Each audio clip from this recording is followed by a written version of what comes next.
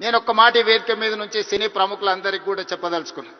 రాష్ట్ర ప్రభుత్వం కఠినంగా కనిపిస్తుంది, కానీ మిమ్మల్ని అభిమానంగా చూసుకుంటుంది. మీ అభివృద్ధికి 100% తోడ్పాటును అందిస్తుంది. ప్రభుత్వం నడిపేటప్పుడు కొన్ని నిర్ణయాలు తీసుకున్నా అది మిమ్మల్ని ప్రోత్సహించడానికి, మిమ్మల్ని అభినందించడానికి, మీకు సముచితమైన స్థానం కల్పించడానికి ఈ రాష్ట్ర ప్రభుత్వం ప్రయత్నం చేస్తుంది. ఈరోజు ఈ వేదిక మీద నుంచి తెలంగాణ రైజింగ్ 2047కు ఒక ప్రత్యేకత ఉన్నది.